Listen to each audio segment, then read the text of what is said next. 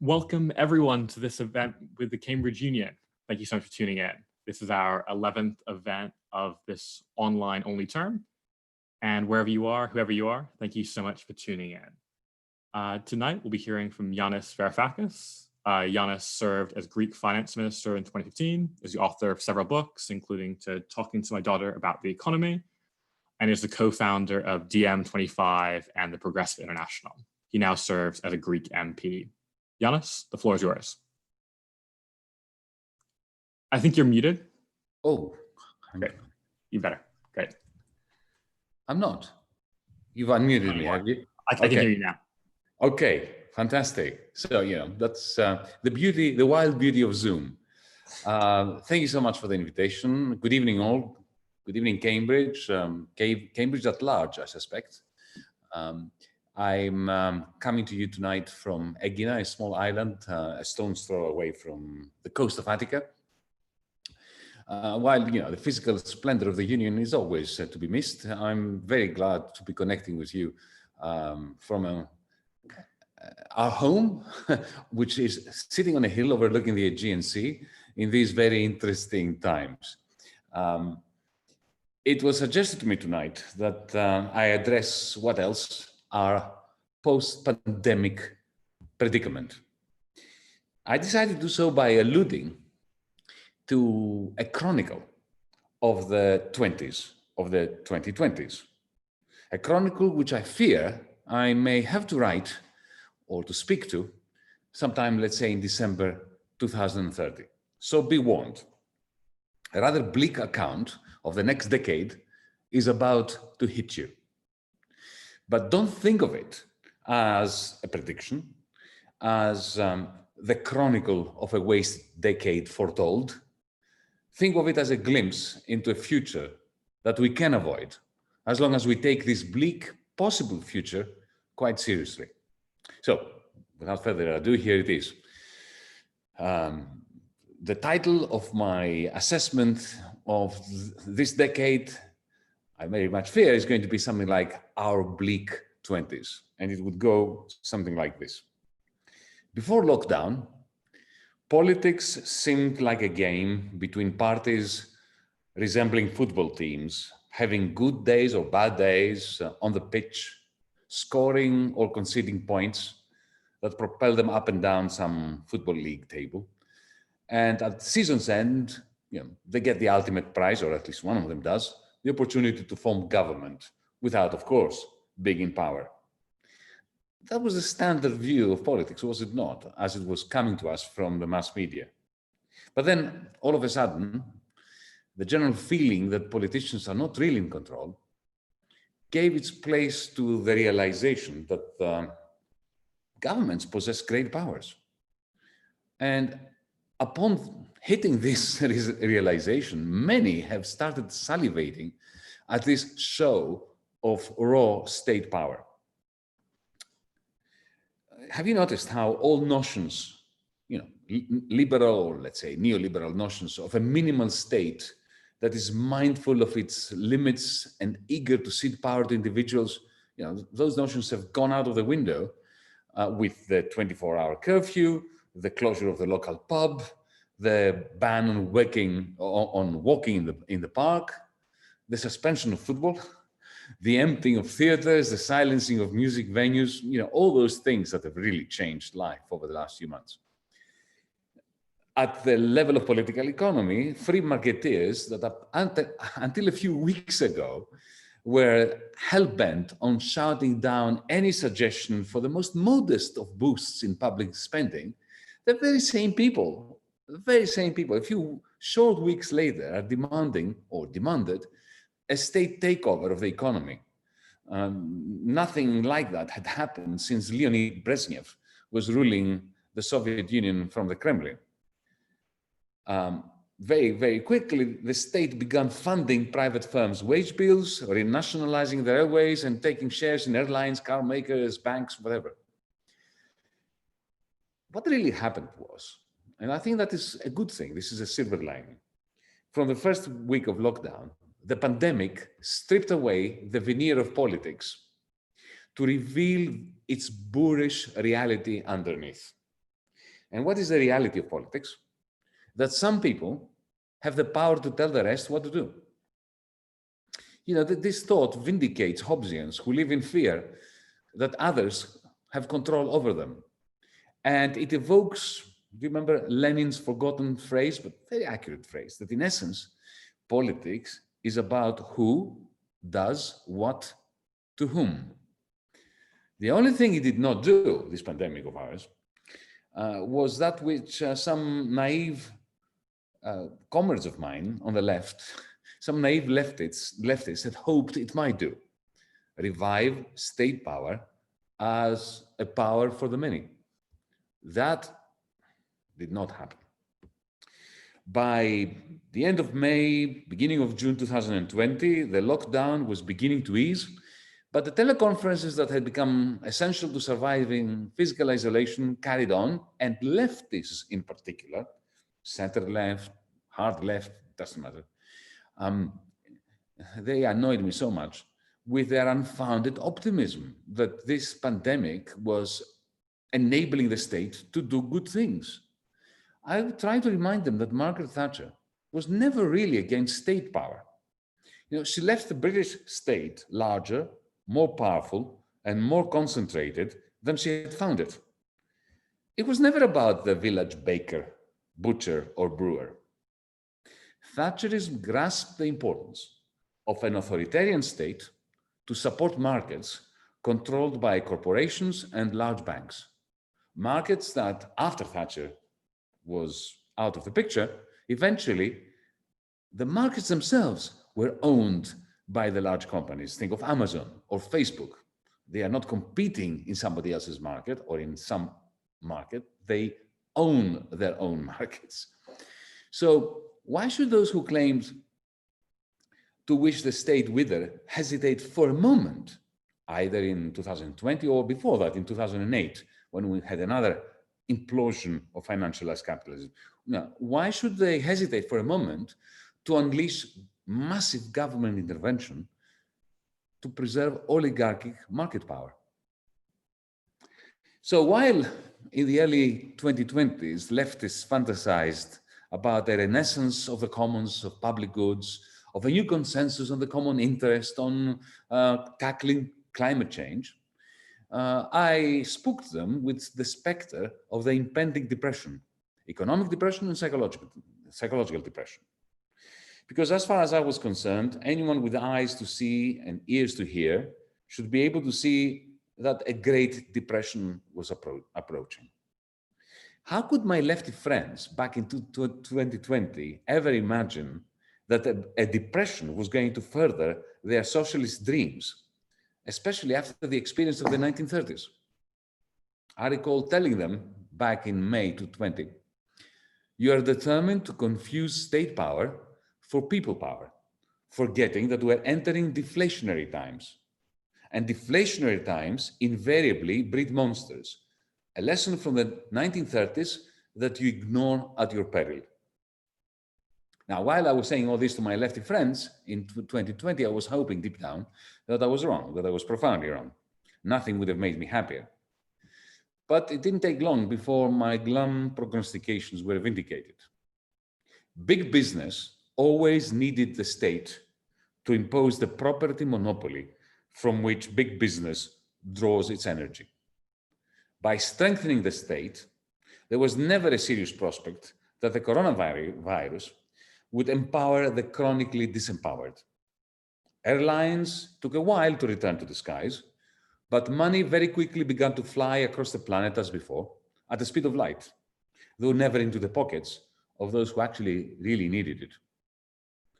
Lethal gases that had largely subsided for a couple of months filled up the atmosphere again as soon as production lines were restored, sending truckloads of stuff across the seas and through our fortified land borders.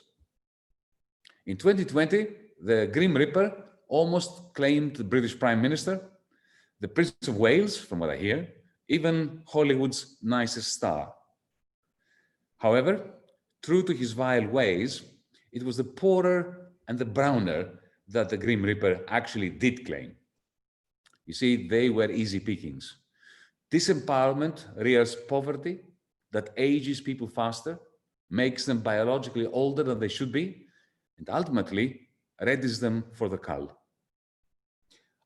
Amazon, Google, Netflix, Microsoft were not the only beneficiaries of the lockdown days. Thanks to the central bank money pumped into them through the usual financiers, share markets flourished as economies collapsed. That was a great paradox of 2020. Economies were collapsing, financial markets were doing quite nicely, thank you. Even the guilt of some Citi and Wall Street bankers, a guilt that was lingering since 2008, was diminished as they handed out to middle-class customers a small share of the freshly minted government money. The disconnect between the world of money and the real world, a disconnect that caused millions to struggle and to suffer, that disconnect grew inevitably. With it grew the discontent that fed the monsters I was warning my lefty friends about. The hellish mutual reinforcement cycle between inequality and stagnation, first observed after 2008, was given another spin. The ultra-rich thanked their lucky stars that socialism was alive and well, exclusively for them, of course. But they were not blind to see that the little people, condemned to the savage arena of unfettered markets, were shedding incomes fast. Fearing that the masses would not be able to afford to buy their products, big business invested less and in fewer good quality jobs, spending their money instead on shares, boosting share prices, on yachts, on mansions, on the usual fare. Plans for the green transition that young climate activists had put on the agenda before 2020 were paid lip service afterwards as governments buckled under tall debt mountains. Mass depression ensued, yielding industrial-scale discontent on a browning planet. Well, ladies and gentlemen, that was the story of our 20s, a decade too close for comfort to the last century's 1930s. As then, a growing wrath prevailed in the minds of the discontented. In their souls, the grapes of wrath were once again growing heavy for a new, bitter vintage. In place of the soapboxes from which the 1930s demagogues addressed the disgruntled masses, promising to make them proud again, big tech, this time, provided killer apps and social networks perfectly suited for the task. With state power already re-legitimized and reconfirmed by the pandemic, cynical agitators took advantage of the dismal performance of Western governments. Instead of strengthening voices calling for international cooperation, we had the spectacular situation where videos of Chinese planes airlifting basic health equipment to Europe and the United States bolstered nationalism. Nationalist leaders harnessed xenophobia to offer demoralized citizens a simple trade. We will give you personal pride and national greatness in exchange for what you give us, to the strongmen in authority, authoritarian powers to protect the people from lethal viruses, from cunning foreigners, and from scheming dissidents. If cathedrals were the Middle Ages architectural legacy, our 20s contributed tall walls featuring electrified fences and flocks of drones buzzing in their shadow. Finance and nationalism, already on the rise before 2020, were the clear winners. For those for whom it was always hard to travel, to make ends meet, to speak their minds, the nation-state's revival made the world less open, less prosperous, less free. For the functionaries of big tech, big pharma, big business in general, who got on famously with the strongmen in authority, globalization proceeded apace. But nevertheless, the myth of the global village gave its place to that of an equilibrium between great power blocks, each sporting burgeoning militaries, separate supply chains, idiosyncratic autocracies, and class divisions reinforced by new forms of nativism. The new divisions threw the prevailing features of each country's politics into sharp relief. Like, some of us who respond to crisis by becoming caricatures of ourselves, whole countries focused on their collective illusions, therefore exaggerating and cementing pre-existing prejudices. Once communities surrendered to the fear of infection, human rights seemed an unaffordable luxury. Big tech's apps developed biometric bracelets to monitor our vital data around the clock. In cooperation with governments, they combined the biological data with geolocation data of where we all were, whom we met, and fed all this information into special algorithms that texted messages to the population with very helpful instructions on what to do and where to go so as to stop new outbreaks in their tracks. But, ladies and gentlemen, a system that can monitor our coughs can also monitor our laughs. It can know how our blood pressure responds to the great leader's speech, to our boss's pep talk, to the police's announcement that some demonstration has been banned, making the KGB and Cambridge Analytica look positively Neolithic. The great strength of the new fascists in the 2020s was that, unlike their forerunners a century earlier, to gain power, they did not have to wear brown shirts and heavy boots, or even to enter government by electoral or other means. You see, what happened was panicking establishment parties that had a liberal or social democratic pedigree, or even a conservative one nation pedigree, those panicking establishment parties began to fall over each other to steal the fascist thunder by adopting, at first, xenophobia light, then authoritarianism light, then totalitarianism light, until light gave its place to outright darkness. Now, that was my summary of 2020s that I do not want to live to write. In a sense, what I did tonight was to share with you a dystopic prognosis so as to exercise it, to prevent it from coming true, to have you tell me and promise me that we were not going to let this happen.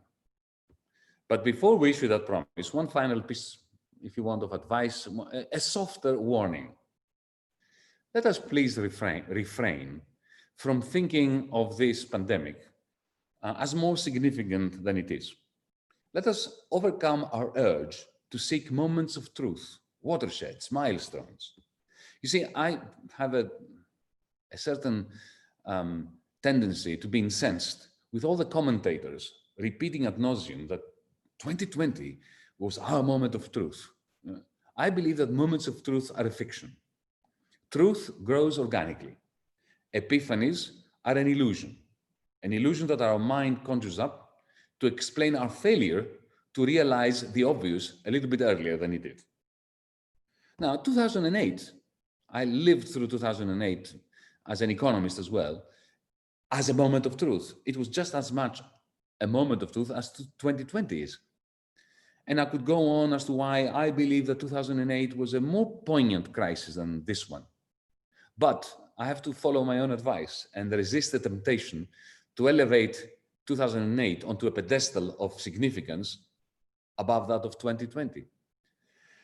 You see, like epiphanies, the fork in the road theory of history is a convenient lie. 2008 was a crisis whose wasting paved the ground for nationalists and financiers to prevail after 2020. But the truth is, and this is how I conclude, the truth is we face a fork in the road every day of our lives. Every single day, we fail to take advantage of opportunities to change the course of history. And then do you know what we do to console ourselves? We look into the past, pick out one pivotal moment and try to lessen our guilt by saying, that was the moment we missed. No, folks, We miss pivotal moments every day, every hour, every freaking instant. So let's not miss today's moment of truth, tomorrow's, the days after. Only by not missing those moments of truth every instant can we together make my little account of the 2020s sound morose and inaccurate. Thank you. Thank you. Thank you very much for that wonderful speech. Just to pick up on something that you said, in your kind of dark vision of the 2020s, you talked about a new rise, populist, kind of promising national greatness in exchange for loyalty to the nation. One of the interesting features of kind of the pandemic so far is that the countries led by populists tend not to be doing as well. So whether it's Trump in America, encouraging people to inject bleach, or Bolsonaro in Brazil, there seems to be a gap in incompetence in dealing with the virus and populist leaders. Do you think that will affect the success of populism going forward? I think my answer to your pertinent question was already embedded in something else I said, connected to it.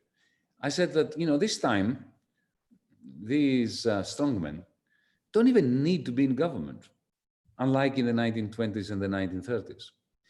Because, let me give you an example.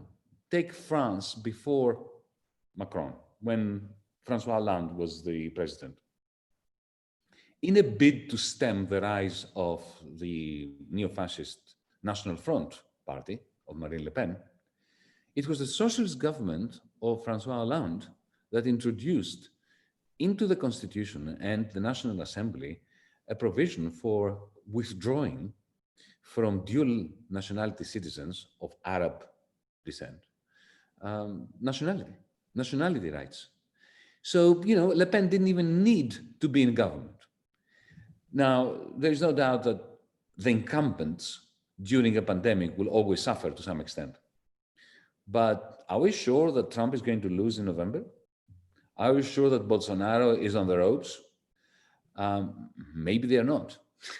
I hope they lose. Let me be very clear about that. But the point I'm trying to make is that even if they lose, their poisonous politics has infected the center ground, and the center ground is bending over backwards, to go, not full Trumpian racism, but racist light, xenophobia light, authoritarianism light. So they are already penetrating government, even when they are still in the opposition. And I have no doubt that Trump has changed American politics, independently of whether he's going to be re-elected or not. So interestingly, though, Michael Gove a few years ago said that kind of the public has had enough of experts. One of the interesting features of this crisis is, for the first time I can remember in my lifetime, certainly, every night you have experts, you have epidemiologists, you have medical experts on the television talking about their science. So do you think that we're kind of seeing a revival of experts, or is this just a temporary fad with this corona crisis? Well, look, I happen to agree with Michael Gove. When it comes to the economy, when it comes to policy, when it comes to education, when it comes to, should we privatize the National Health Service or not? There are no experts in this. There are experts in medical science and in natural science. There are experts in engineering. There are no experts in the science of society and of politics. So the tragedy with somebody like Trump is that he denies science the right and the opportunity to tell us what we need to know about climate change, about the epidemic. But then this is one threat. The other threat is that you have somebody like the good people in the Treasury, the UK Treasury, prior to the Brexit referendum, coming up with predictions down to decimal points of what the loss of GDP will be if the people of Britain dare vote for Brexit. Something like 12.36, my goodness, these are not experts. These are complete fools that present themselves as experts. So I'm all for experts where expertise can be proven scientifically, right? Epidemiology, for instance, building bridges, climate change. But I will agree with Mike Gove that those who come to us as technocrats on matters that are pure political decisions, yeah, those are not experts. They are pretend experts, and we should get rid of them. Yeah, that's very interesting. So one of the paradoxes of the coronavirus crisis has been that countries that are quite rich and powerful, like Britain, like the United States, are leading the world in deaths, while countries are much poorer, much less organized, much less kind of successful in general countries like Vietnam, actually doing much better. So there's kind of more deaths per day in America than Vietnam has had over the entire crisis. So what do you think that tells us about how the world is run? Do you think that there's an illusion here that Britain and America are really leading the world in these other areas, or is something special about coronavirus that makes it different from other kinds of problems? Look, I have to be very, very careful how I tread here, because I'm in unfamiliar territory. I'm not an epidemiologist. I don't have the expertise that somebody else would have in my place. The only thing I can tell you is that the United Kingdom and the United States have one thing in common. They have governments that disputed the importance of acting quickly, decisively, locking the country down in order not to go towards the lunacy of the herd immunity story. It seems to me that is the one dimension, and the other dimension is interconnections. Countries that are very interconnected with the global economy. Take, for instance, Belgium. Compare Belgium with the Netherlands. Belgium has suffered a massive blow from coronavirus. And what is the fundamental difference between Belgium and the Netherlands? It was not so much policy. Policy was very similar in the two countries. The difference is that Belgium, Brussels, because it's the center of the European Union, is the center of NATO, it's effectively the capital of Europe, has a lot more interconnections, flights, and so on. So there's a lot more movement and mobility going through that country. You have the City of London, you have Wall Street. That, I think, is the second dimension. But the fact that Boris Johnson and Donald Trump were dead against the idea of a lockdown to begin with and took so long to do it may have something to do with it. But again, I'm not the expert to talk about this. Yeah, and I'm definitely not the expert either. So going back to Britain, what do you think, kind of in this dark future of the 2020s, what role do you think the Labour Party and Keir Starmer will play? In an interview recently, you said he's a very nice guy, but was absolutely no threat to the establishment. But do you think he'll last in the role? Do you think he'll do well? Oh, goodness gracious me. I have no idea whether he will do well. I'm not very good at predicting how well politicians will do. Look, Keir Starmer seems to me like someone who is a bit of a paradox in the sense that he is wonderfully efficient and lethal in the House of Commons, but not so much outside. So the question, therefore, boils down to the extent to which the systemic media are going to adopt him as a palatable replacement for Boris Johnson. He's not going to have the kind of support that Jeremy Corbyn had from the grassroots.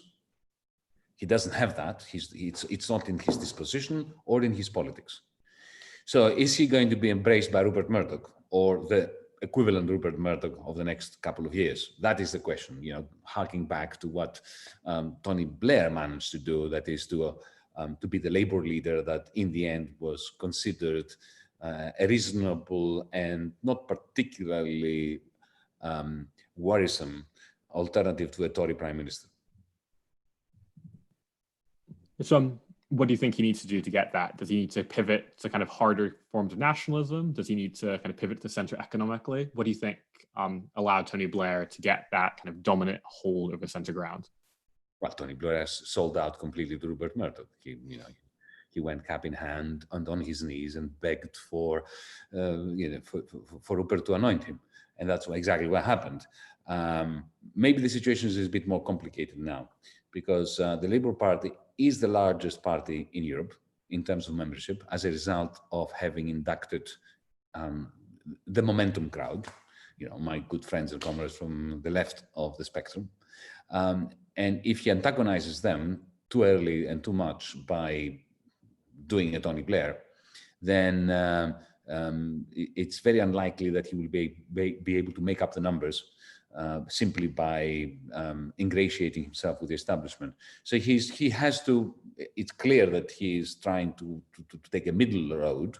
He accepts most of the manifesto under Jeremy Corbyn, but rejects all those aspects that the establishment would find threatening to the establishment's core.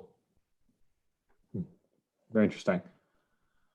And one thing that kind of stands out from your speech at the beginning is how consistent it largely has been with what you've been saying for a while. You've been warning about kind of rising nationalist populism, kind of transnational capital, and so on. But are there any things that the coronavirus crisis has changed your mind about? Is there anything that you used to think is important but no longer do, or vice versa? Not really, because, look, my thinking is not very complicated or sophisticated. I have a very simple approach to global political economy. I see what happened in 2008 to be very worryingly similar to what happened in 1929, with big differences. The big difference was that in 2008, central banks created rivers of money in order to refloat banks, something that did not happen in 1929. But the only difference that really made was that the period between 1929 and 1931, in our case, after 2008, was extended to a dozen years. Effectively, we have stagnation now for a dozen years. The fact that you have so many people in Britain, that it only took 1 week of not working and to go into penury. If you think that 60% of Britons did not have enough money in the bank, savings, to last them for more than a week. And why is that? GDP is greater, employment is higher.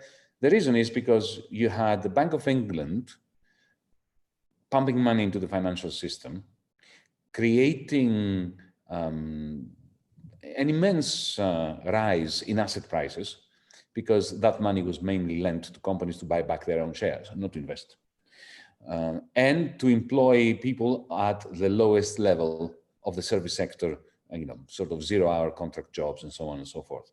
Yeah, so that creates a great increase, boost in inequality, but it also means that a very large percentage of the population are going to be discontented, whether they are working or not. Most of them are working poor, who became unemployed poor as a result of COVID-19. And then what happens? You have the Bank of England again pumping huge quantities of money. Now, the key regarding the UK, and the UK may be slightly different from the Eurozone. It already is quite different.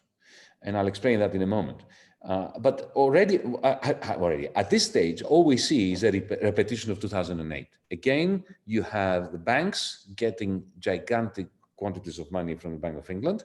The banks have difficulty passing this money on to the real economy. You already hear all these complaints by small businesses across England, Wales, Scotland, Northern Ireland, that they simply do not see where that money is ending up. They are requesting a loan of 80,000 quid, and they get a loan of 15,000 3 weeks later than they were promised. So there is this bottleneck that effectively what it does, it takes our predicament between 2008 and 2020 and turbocharges it.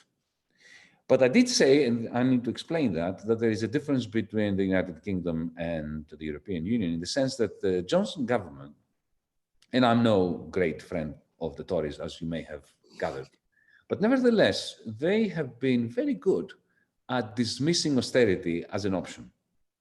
And at even before coronavirus hit, at realizing that having stolen all those red belt seats from the Labour Party in the north of England, that they need to put real money into public goods and investment in the north of England. If they do that, then Britain may end up in a much better place than the continent. And that may also tip the balance regarding the costs of Brexit and the relative hit that the Eurozone takes from a hard Brexit vis-a-vis in relation to what the United Kingdom gets. Interesting. I think that's probably enough for questions from me. I have some questions from the audience that were pre-submitted before, and I'll go to the chat box in a bit. So Marino from the University of Montreal asks, how could China take advantage of the current Eurozone turmoil? What could the effects be, especially for Southern Europe? Oh, well, the answer already exists because they've done it years ago. The Eurozone crisis began in 2010, and since then, China has been building up its presence in the south and the east of Europe. There's nothing sinister in this. There's nothing sinister in this. They're doing what is in their interest. The question is, what allows them to do it? And the answer is the complete and utter lack of investment, of European investment in Southern and Eastern Europe. Complete zero investment. All you have, some privatizations in Greece, in Italy, and so on. Effectively, existing wealth has been taken over by Northern Europeans without actually putting any real money into creating new productive activities. The Chinese come in and do it. And, that money doesn't come with strings attached, with austerity strings attached. So China has been, quite brilliant at doing this. When I was finance minister of Greece, I remember how open they were to anything that I would suggest to them and how generous they seemed. Now, some may say, well, this is, the thin edge of the wedge and this is part of their geopolitical attempt. Well, sure. But if you really want to blame someone for the fact that China is finding it, it's the path of least resistance, the East and the South of Europe, the answer to that, to the cause of that, of course, is the failure of the European Union to shift money from excess liquidity in the financial sector to investment. And as a follow-up to that, there's someone named Cameron in chat who asks, what are your thoughts on the Chinese Communist Party imposing national security legislation in the Hong Kong Special Administrative Region? I am appalled, absolutely appalled. I think the Hong Kong youth have been paragons of democratic morals and an ethos that I salute. The manner in which they remain steadfast in the face of brutality in the Hong Kong Polytechnic some months ago is an example for students all over the world of how we need, or you need, folks, because I'm an oldie now, but you youngsters must, be prepared to put your lives on the line to defend democratic freedoms. And this latest, in the last 24 hours, I heard that Beijing is trying to effectively impose one country, one system upon Hong Kong. I have to say, it caught me by surprise. I was expecting to be a bit more wiser than that, unless they think that the coronavirus crisis has blunted opposition and now they can steamroll over the youth of Hong Kong. I hope that the youth of Hong Kong prove them wrong. So do you think there's still a chance that kind of the Hong Kong activists can fight back against the Communist Party and defend Hong Kong democracy, or do you think it's too late? No, I don't think it's too late. I think that they never cease to amaze me with their bravery and innovative forms of resistance. I hope and trust that they will try it again. We who are outside Hong Kong and China, I'm not a China basher. You heard me before saying good things about China. But when it comes to authoritarianism, especially in Hong Kong, but also other parts of China, we need to stand up to China, while at the same time not buying the Atlanticist, NATO, Trumpian attempt to create an environment, an atmosphere of military conflict, confrontation, or even economic conflict and trade sanctions between the West and China. So we need, on the one hand, to be nuanced, on the one hand, to understand the great success story that China is, and not to look at them ex ante as an enemy of our countries and our peoples, but at the same time defend democrats everywhere in China, including in Hong Kong. Definitely. Christos has asked this twice, but it's a good question. The humanitarian aspect of the pandemic with regards to refugees has been ignored. What is the best way to incorporate the issues in such narratives? This is a fantastic question. I don't have an answer to it. I wish I did. I wish, you guys come up with an answer. For instance, here, I'll give you an example of Greece, because Greece is such a good case study. As you know, we are at a frontline state. We have a common border with Turkey. Turkey has 3.5 million refugees or migrants. The president of Turkey is instrumentalizing them, sometimes letting them come to the border to come into Greece, other times not doing so, depending on his relationship with the German chancellor, what he wants to get out of the geopolitics of the Eastern Mediterranean. So you've got these poor people who are being instrumentalized by the Turkish government, but they are also being instrumentalized by the European Union and the Greek government. They're caught in the middle.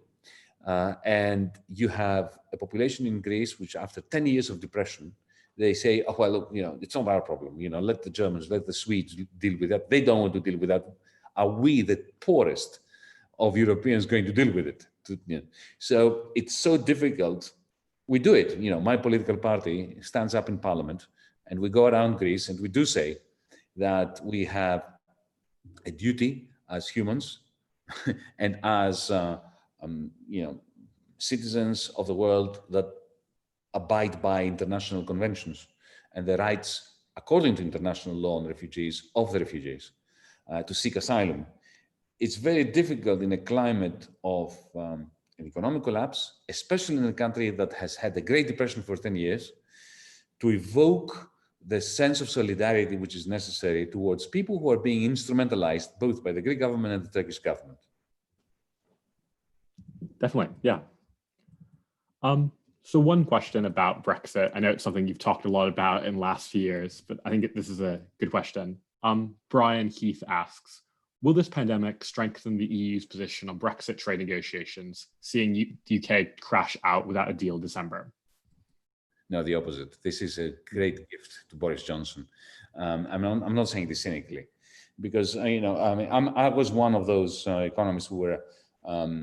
I was not putting figures on it, and certainly not decimal points. But I always argued that a no-deal Brexit would be detrimental to the interests of the majority of Brits because of the supply chains, the damage it would do to trade between Britain and its greatest trading partner, which is the European Union. But the coronavirus has really upended all that. And it has done it in two ways that are helping Boris Johnson immensely. The first thing is the supply chains are broken. They broke. They can't break more than they already have. I mean, there could be no greater disruption of trade than what we've had, and we are still having. Even Sweden, that didn't have a lockdown, their Volvo factories had to shut down because they ran out of parts and raw materials. So, if Boris Johnson was going to use as a credible threat towards Brussels the no deal, by the end of the year we're out and no extension to this interregnum, this is the time to do it, because the whole thing is already pear-shaped in terms of supply chains. But there's a second dimension that strengthens Boris Johnson, and it does so if he's smart and uses it immensely, even at the discursive level. You will recall that the argument of Michel Barnier, which actually made some sense before coronavirus, was that, look, folks, speaking to the Brits, to you folks, we have a single market. We have a level playing field, and there are certain rules. To gain access to that single market, you have to play by the rules. And if you don't want to be part of making those rules because you are out of the EU, you have to accept our rules. So, if you want to have access, then you have to, go along with whatever the European Court of Justice says. But that no longer applies, because the single market has already fragmented because of coronavirus. You see that now governments have been given the green light by Brussels governments in the European Union, they've been given the green light by Brussels to bend the rules of competition, to help their own industries. And in other words, to move beyond the level playing field. So if there's not a level playing field within the single market of the European Union, how can Michel Barnier demand of Britain to stick to the rules that no longer apply between, let's say, Italy and France? And if Boris Johnson is smart enough, he should use this argument. I hope he's not listening because I don't want to strengthen him. Well, let's hope so. Real relevance there. So Michael Tierney asks, how does the new Progressive International contribute to making sure that the dystopia you described does not come into being? Well, it's the key, because the dystopia that I'm describing is the result of two international organizations or international networks. One is the financiers, because you see, come to think of it, the golden era of capitalism was the 1950s and 60s, when we had very low unemployment, very high investment, minuscule inflation, inequality was shrinking. That was a period during which the financiers were in a straitjacket. They were not allowed to do anything of what they're doing today. There were capital controls. There was a complete separation of investment banking from retail banking. What they have managed to do ever since, and especially after 2008, the financial crisis, which they caused, was to create, a financial international, internationalism in action on behalf of bankers who always made sure that the Bank of England, the European Central Bank, the Federal Reserve, the Bank of Japan, the Bank of Switzerland, the Bank of Sweden, always worked together to refloat banks, whether they were Greek banks, French banks, German banks, British banks. So this is internationalism in action. And also, what you call them populists, I call them fascists, because I'm a bit old and I can't be bothered with euphemisms. The Bolsonaros, Trumps, Le Pens, Salvinis of the world. Okay, they love each other. They work so well together. They never disagree about anything. They are, unity is strength. The trades unions movement used to say. Well, now the trades unions movement has gone, sadly. And you have the Bolsonaros, the Modis, the Le Pens, and the Trumps that are united. So the only way of countering this twin pillar of misanthropy, the international of the bankers and the international of the fascists, is for Democrats, for progressives, to start cooperating along the lines of the Progressive International. And the idea is very simple. We should have an answer to the question, so what do you want to do at a planetary level? Okay, you talk about green transition. How much will it cost? We need to have the same answer, whether we're living in Brazil, in Argentina, in the United States, in Brighton, or in Cork in Ireland. We must have the same answer, something around 6-7% of global GDP. And then we must have an answer to the question, where will the money come from? And how will you spend it? We need to have a global plan, a Green New Deal for the world. It's not enough to have a Green New Deal for Britain. It's not enough to have a Green New Deal for France, for the United States. We need to have one for the planet, if this is a planetary problem. And it's not just that the green transition is a planetary problem. Looking after the vast majority of people who live under precarious conditions is also a planetary problem. So do you think that demands kind of planetary institutions then? Because at the European level, DiEM25 can sit together in the European Parliament, they can be elected in different countries, and they can serve as kind of one party. But if I'm a progressive Democrat, I'm Bernie Sanders in the US, I'm a socialist in Britain, I'm a socialist in Argentina, there's no kind of political mechanism for us to unite. So do you think this demands new institutions, the UN, or what do you think is the solution to that? Well, I know that there are certain members of the audience, I hope very few, who are waiting for me to say, yes, we need a global government, to attack me for being a globalist who wants a global, unaccountable, dictatorial government to tell people what to do. So I'm not going to fall into that trap. But look, you remember when the financial sector came crashing down in 2008? Very soon after that, there was a meeting in London of the G20 that Gordon Brown actually chaired. So they got together and they coordinated. They didn't create one central bank for the world, but all the central banks, the major central banks, which I mentioned before, they got together and coordinated. Well, why can't we do this? Not to refloat the banks, not to save the banks, but to save the planet.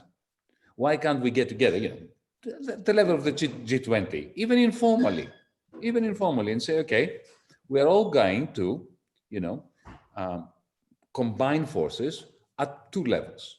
Our investment banks, the European Investment Bank, the World Bank, KfW, the German one. Britain should have one. It doesn't have one. Jeremy Corbyn promised to create one. Well, I think you need one. But anyway, so investment banks that issue bonds that soak up liquidity around the world and throw it into the green transition investments that we need, and central banks standing behind those bonds in the international markets in the same way that the Fed, the Bank of England, the European Central Bank purchase bonds anyway in the secondary markets. Well, that's not even a radical agenda, what I'm saying. And you don't need a central government to do that. You just need the political will. To have the political will, you need to elect governments in America, in Britain, in Europe, in Brazil, that actually are interested in this international Green New Deal. That's why we need a political movement to help progressives get elected. I think I might know the answer to this next question. I'll ask it anyway. Theophile asks, do you think the deal Macron and Merkel struck will have positive consequences for the real economy? Well, you see, firstly, it's not a deal. It's a common proposal. There is a gigantic difference. And the reason why I'm saying that is because back in June 2018, the same two politicians, President Macron of France and Chancellor Merkel of Germany, got together in a very picturesque castle in Brandenburg. And they made an announcement that was, wow, a real game changer, it seemed. What was the announcement? That the Eurozone would acquire its own separate budget. A separate budget means it's a Hamiltonian moment. It is, common debt. It's, a common treasury. That's what it means to have a common budget. And what happened to that? Zilch, zero, nothing. It was forgotten. It didn't disappear completely. It simply diminished until it became an obscure line in the budget of the European Commission. Macroeconomically insignificant, just a few pennies. So before I pass judgment on this latest Merkel and Macron proposal, and is this another game changer, we need to see how it turns out after tortuous meeting after tortuous meeting after tortuous meeting, because it's going to wither slowly into something far less significant than what it was made out to be. In any case, look, the very fundamental idea is interesting and wrong. It is interesting because on the one hand, it is the first time that a German chancellor has agreed to the idea of some kind of common debt. And for those who don't know what it is, the idea is this: Germany, France, Italy, Greece, all the EU member states are going to give Brussels a guarantee so that Brussels can go out there in the money markets and borrow. So the Commission is going to be borrowing using some guarantees that the member states give, right? Now, of course, those guarantees will have to be repaid. At some point, in other words, the states will have to fork out the money for the money that the European Commission has borrowed. Now, that's not federalism, and it is not a fiscal union. A fiscal union is what you have in the United Kingdom. In other words, you have a situation whereby, when some people become in some region, let's say in the north of England or in Cornwall or wherever, unemployment rises faster than it does in Surrey. Incomes from Surrey are automatically used in order to pay the higher unemployment benefits in Cornwall or Newcastle. Okay, without politicians having to make that decision. This is the automatic stabilizers within a fiscal union. Right? If Cornwall, Surrey, Sussex, Yorkshire had to guarantee debts of London that London would then give back to Newcastle, Surrey, and so on, firstly, it would be a very silly and perverse system. And secondly, it would not be a fiscal union that actually works in a way of stabilizing the United Kingdom. So I'm not that impressed. It was a long-winded way of saying that I'm not impressed. I can tell. So there's a question from, sorry, I lost it. I can't say this name, but Mr. Varoufakis, we've seen during the pandemic, the lockdown has helped the climate in many ways. Do you think that it's possible that some measures could be permanent in the post-corona era? No, I don't. I don't. Exactly the opposite. The airlines will do anything they can in order to put as many planes up in the air as possible. States are already announcing that they are going to help them, give them lots of money. I mean, look at what happened in Germany with Lufthansa. A company that was extremely profitable up until recently now has lost a large chunk of its value. The government's going to put a lot of money in it, and it's not even seeking shares. And why is it significant? And why is it pertinent to the question? It is because if you don't have shares, you don't have votes in the General Assembly of the owners, right? And then you can't say, as a state, a representative of the people, you know what, folks, I'm sorry, but we are now major shareholders and we want to reduce the emissions. And we need to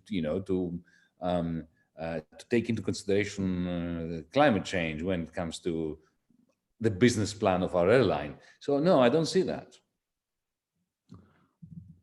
Interesting. I mean, you did mention that in your earlier thing about airlines.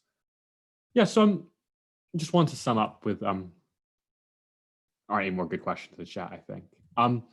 But kind of, what do you think that the British right will do with this? So there's big concern that kind of certain countries are becoming more nationalistic in reaction to this. So countries like Britain, like people that are disproportionately dying of coronavirus are kind of BME people in urban areas. Do you think that within countries you'll see a rise of xenophobia as well as kind of between countries? Look, I don't think it's good to do much with the coronavirus. Coronavirus, as I said in my talk as well, discriminates. It discriminates against the poor, against the blacks, against the disempowered. But the greatest fuel of xenophobia and racism is depression. Economic and psychological depression that follows usually from the economic depression. In the United States, for instance, one of the reasons why Trump was elected was because, people who were not particularly racist, who were just, racist light back under Ronald Reagan, blue-collar workers who used to, not really loathe blacks, but look at, black mamas who were unemployed and minded the kids at home and got some kind of benefit from the state. They looked down upon them. They used to call them, welfare mamas. Now, these blue-collar workers living in the Rust Belt areas of the United States, they've lost their jobs some time ago, not the coronavirus crisis, but a long time ago, because their industries went to pieces. And they can't even afford their medical bills anymore. So they have to go to the same office where the black mama went to get her benefit and beg to be classified as disabled in order to be able to get Medicare. And the hatred they feel that they've become, they're queuing up with a black mother. That's what fuels racism. And maybe then they turn against the Mexicans and they call them rapists, But what breeds those monsters is the deflationary forces, the depressive forces of an economy where the world of money has been completely decoupled from the work of labor. Okay. Well, on that very optimistic note, I think we'll close this event. Thank you for coming, Yanis. Thank you to everyone for tuning in. It's great to have you. Thanks. I enjoyed it. Thank you. You too.